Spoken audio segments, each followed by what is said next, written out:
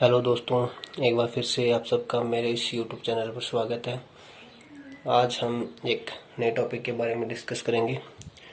Transformer के बारे में पढ़ेंगे कि ट्रांसफार्मर किस तरह से कार्य करता है, किस सिद्धांत पर कार्य करता है। उन सब के बारे में एक एक करके जानेंगे। तो देखते हैं। ट्रांसफार्मर जो होता है उसको हिंदी में परिणामित्र बोलते हैं। इसके बारे में जानते हैं आगे। ट्रांसफार्मर जो होती है वो एक स्थैतिक युक्ति होती है। ट्रांसफार्मर एक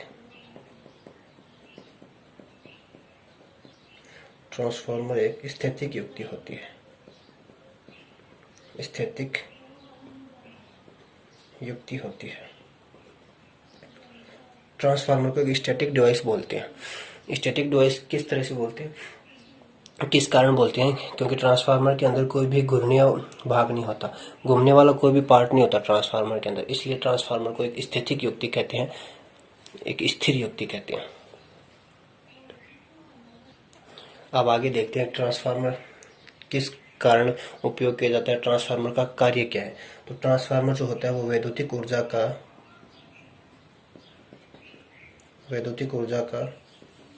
स्थानांतरण करता है। वैद्युतिक ऊर्जा का स्थानांतरण एक परिपथ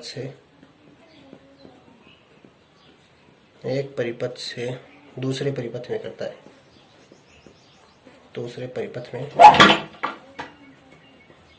करता है। ट्रांसफार्मर की स्थैतिक युक्ति ये जाने लिए हमने अब ट्रांसफार्मर कार्य क्या करता है। ट्रांसफार्मर जो वैद्युतिक ऊर्जा का स्थानांतरण करता है। वैद्युतिक ऊर्जा का क्या करता है? स्थानांतरण करता है। एक परिपथ से दूसरे परिपथ में भेजता है ऊर्जा को। ठीक है, वो वैद्युतिक ऊर्जा का स्थानांतरण करता है। ट्रांसफार्मर जो होता है वो कभी भी शक्ति का स्थानांतरण नहीं करता। शक्ति के मान को नियत रखता है, पावर को नियत रखता है ट्रांसफार्मर, और आवृत्ति के मान को भी नियत रखता है। इन सब बातों के बारे में आपको ध्यान रखना है। अब आगे देखते हैं ट्रांसफार्मर का सिद्धांत क्या होता है, किस सिद्धांत पर कार्य करता है ट्रांसफार्मर। अब आगे जानते हैं ट्रांसफार्मर का कार्य सिद्धांत क्या होता है, ट्रांसफार्मर किस सिद्धांत पर कार्य करता है। जो ट्रांसफार्मर होता है वह ट्रांसफार्मर पारस्परिक प्रेरण के सिद्धांत पर कार्य करता है। ट्रांसफार्मर पारस्परिक प्रेरण के सिद्धांत पर कार्य करता है। सिद्धांत क्या होता है उसके बारे में देखेंगे। पारस्परिक प्रेरण को अन्य नाम से भी जानते हैं। पारस्परिक प्रेरण को कई बार कहते हैं अन्योन्य प्रेरण भी कहते हैं। अन्योन्य प्रेरण के नाम से भी जानते हैं पारस्परिक प्रेरण को। अन्योन्य प्रेरण को एक अन्य नाम से भी जानते हैं, सह प्रेरण भी कहते हैं इसे। ट्रांसफार्मर जो होता है वो सह प्रेरण के सिद्धांत पर कार्य करता है, या अन्योन्य प्रेरण के सिद्धांत पर कार्य करता है, या पारस्परिक प्रेरण के सिद्धांत पर कार्य करता है। ये सब एक ही बातें हैं, एक ही बात है, सबका एक ही मतलब है। अन्योन्य, इसके अलावा इसे म्यूचुअल इंडक्शन भी कहते हैं। म्यूचुअल इंडक्शन भी कहते हैं। ट्रांसफार्मर जो होता है वो पारस्परिक प्रेरण के सिद्धांत पर कार्य करते हैं। यह बात आपको ध्यान में रखनी है कि ट्रांसफार्मर किस सिद्धांत पर कार्य करता है। तो इस पारस्परिक प्रेरण को कई बार अन्य नाम देकर भी बोल देते हैं। पारस्परिक प्रेरण को कहते हैं अन्योन्य प्रेरण भी कहते हैं, इसी को सह प्रेरण कहते हैं, इसी को म्यूचुअल इंडक्शन कहते हैं। ये सब एक ही बात है। तो आपको ध्यान में रखना है कि ट्रांसफार्मर का जो कार्य सिद्धांत है वह क्या है? म्यूचुअल इंडक्शन का सिद्धांत है। ये सिद्धांत होता है क्या, इसके बारे में जानेंगे। देखो एक बार फिर से थोड़ा सा देख लो। ट्रांसफार्मर के अंदर कॉइल होती है इस तरह से होता है ट्रांसफार्मर के अंदर। तो सह प्रेरण का सिद्धांत क्या कहता है? सह प्रेरण का सिद्धांत ये कहता है कि जब किसी कॉइल या कुंडली में धारा प्रवाहित की जाती है, जब किसी कॉइल या कुंडली में हम धारा प्रवाहित करेंगे तो उसके पास में रखी हुई कॉइल में क्या हो जाएगा? स्वतः ही क्या हो जाएगा? ईएमएफ उत्पन्न हो जाएगा। किस तरह से ईएमएफ उत्पन्न हो जाएगा? जब किसी कॉइल या कुंडली में हम धारा प्रवाहित करेंगे तो ये अपना चुंबकीय क्षेत्र बनाएगी। ये चुंबकीय क्षेत्र बनाएगी तो इस चुंबकीय क्षेत्र का जो पास में रखी हुई कॉइल वो छेदन करेगी, इसके चुंबकीय क्षेत्र को काटेगी, तो इसके कारण इस कॉइल में भी क्या हो जाएगा? ईएमएफ उत्पन्न हो जाएगा। इसे ही कहते हैं सह प्रेरण का सिद्धांत। क्या है कि जब किसी कॉइल या कुंडली में धारा प्रवाहित की जाती है तो उसके पास में रखी हुई कॉइल में क्या होता है? स्वतः ही ईएमएफ उत्पन्न हो जाता है। इसे ही कहते हैं सह प्रेरण का सिद्धांत। ठीक है, आगे देखो। ट्रांसफार्मर के मुख्य भाग कौन कौन से होते हैं? तो ट्रांसफार्मर के 3 मुख्य भाग होते हैं। ट्रांसफार्मर के 3 मुख्य भाग होते हैं। वो कौन कौन से होते हैं? देखो, पहला मुख्य भाग है ट्रांसफार्मर का प्राथमिक वाइंडिंग। पहला है प्राथमिक वाइंडिंग, दूसरा है द्वितीयक वाइंडिंग, और तीसरा जो इसका मुख्य भाग है वो है कोर पदार्थ। ट्रांसफार्मर का तीसरा जो मुख्य भाग है वो है कोर। ठीक है, ट्रांसफार्मर के 3 मुख्य भाग होते हैं। पहला मुख्य भाग होता है प्राथमिक वाइंडिंग, जिसको प्राइमरी वाइंडिंग कहते हैं। दूसरा जो इसका मुख्य भाग होता है वो द्वितीयक वाइंडिंग होता है, और तीसरा होता है कोर पदार्थ। कोर जो होता है उसका मुख्य भाग होती है। ये ट्रांसफार्मर, इस तरह से ट्रांसफार्मर का सिंबल होता है। ये ट्रांसफार्मर की कौन सी वाइंडिंग कहलाती है? एक वाइंडिंग होती है वो प्राइमरी वाइंडिंग कहलाती है, जो दूसरी वाइंडिंग होती है सेकेंडरी वाइंडिंग कहलाती है। और ये बीच में जो पत्तियां लगाती होती है सिलिकॉन स्टील की पत्तियां जो होती है, ये होता है इसका कोर। तो ये ट्रांसफार्मर के 3 मुख्य भाग हो गए। ट्रांसफार्मर के ये 3 मुख्य भाग तो हो गए। अब इनके बारे में जानते हैं कि प्राथमिक वाइंडिंग होती कौन सी है, सेकेंडरी वाइंडिंग कौन सी होती है, इनके बारे में जानते हैं। प्राथमिक वाइंडिंग के बारे में देखते हैं। देखो, प्राथमिक वाइंडिंग किसे कहते हैं कि जिस वाइंडिंग को आपूर्ति से संयोजित किया जाता है, आपूर्ति से संयोजित किया जाता है, वह प्राइमरी वाइंडिंग कहलाती है। आपूर्ति से संयोजित किया जाता है, वह कौन सी वाइंडिंग होती है? प्राथमिक वाइंडिंग कहलाती है। प्राइमरी वाइंडिंग कहलाती है आपूर्ति से, यानी कि जिसे सप्लाई से, इनपुट सप्लाई से संयोजित किया जाता है, वह वाइंडिंग जो होती है वो प्राथमिक वाइंडिंग कहलाती है। ये बात ध्यान रखनी है आपको। ट्रांसफार्मर के अंदर जो 2 वाइंडिंग होती है, प्राइमरी वाइंडिंग कौन सी होती है? जिसे हम आपूर्ति से संयोजित करेंगे वो वाइंडिंग क्या कहलाएगी? प्राइमरी वाइंडिंग कहलाएगी, प्राथमिक वाइंडिंग कहलाएगी। अब देखते हैं ट्रांसफार्मर की द्वितीयक वाइंडिंग कौन सी होती है। तो जिस वाइंडिंग को लोड से संयोजित किया जाता है, लोड से संयोजित किया जाता है, वो वाइंडिंग क्या कहलाती है? द्वितीयक वाइंडिंग कहलाती है, सेकेंडरी वाइंडिंग कहलाती है। यही बात ध्यान रखनी है कि जिस वाइंडिंग को आप लोड से संयोजित कर दोगे, ट्रांसफार्मर की जिस वाइंडिंग को आप लोड से संयोजित कर दोगे वो वाइंडिंग क्या कहलाएगी? द्वितीयक वाइंडिंग कहलाएगी। और जिस वाइंडिंग को आपूर्ति से आप संयोजित कर दोगे वो वाइंडिंग कहलाएगी प्राइमरी वाइंडिंग ट्रांसफार्मर की। ये आपको ध्यान में रखनी है 2 बातें, ट्रांसफार्मर की प्राइमरी वाइंडिंग और द्वितीयक वाइंडिंग के बारे में। अब आगे देखते हैं इसके बारे में। अब आगे देखो, ट्रांसफार्मर के बारे में एक मेन बात क्या है कि ट्रांसफार्मर जो होता है वो एक इंडक्टिव युक्ति होती है। ट्रांसफार्मर कौन सी युक्ति होती है? इंडक्टिव युक्ति होती है। तो ट्रांसफार्मर एक इंडक्टिव युक्ति है। इंडक्टिव युक्ति का मतलब ये है कि इसके अंदर क्या है? वाइंडिंग की हुई कॉइल लपेटी हुई है, इसी कारण कौन सी युक्ति? इंडक्टिव युक्ति है। तो ये केवल किस धारा पर कार्य करता है? ऐसी धारा पर कार्य करता है। यह केवल एसी पर कार्य करता है, हमारे पास 2 तरह की धारा होती है, एक तो एसी होती है, अल्टरनेटिंग करंट होती है, एक डीसी होती है। तो ट्रांसफार्मर जो होता है वो केवल एसी धारा पर कार्य करता है, डीसी धारा पर कार्य नहीं करता है। ट्रांसफार्मर डीसी पर कार्य नहीं करता है,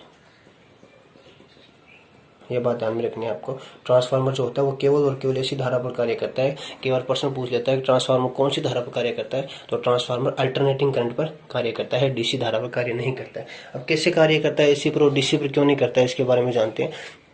क्योंकि हमने पहले ही पढ़ लिया कि ट्रांसफार्मर कौन सी युक्ति है? एक इंडक्टिव युक्ति है। और इंडक्टेंस जो होता है, इंडक्शन जो होता है वो केवल और किस में होता है? केवल और केवल एसी में होता है। एसी सप्लाई के अंदर इंडक्शन होता है, डीसी के अंदर इंडक्शन होता ही नहीं है। अब देखते हैं, जब डीसी सप्लाई के अंदर इंडक्शन का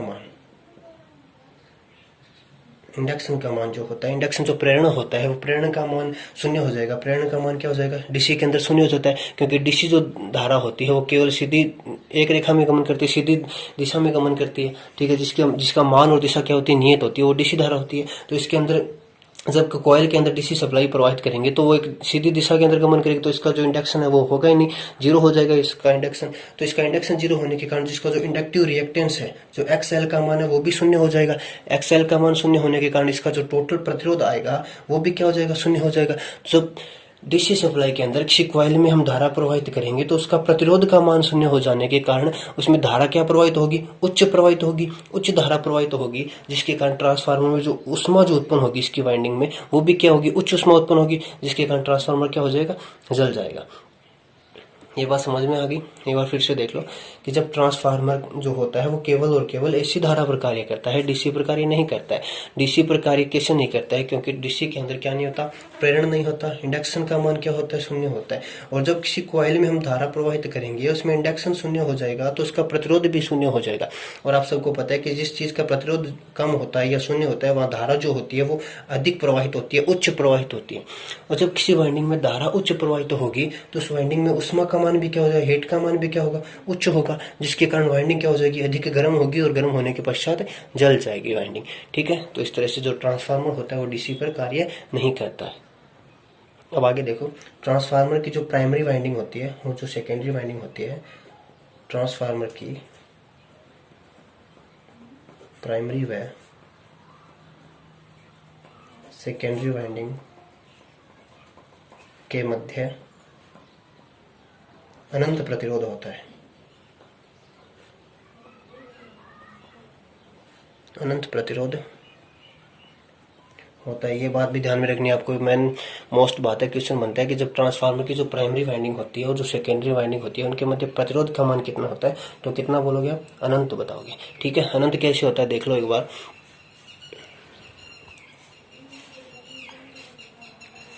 ट्रांसफार्मर के अंदर ऐसा सिंबल होता है ट्रांसफार्मर का, इस तरह से।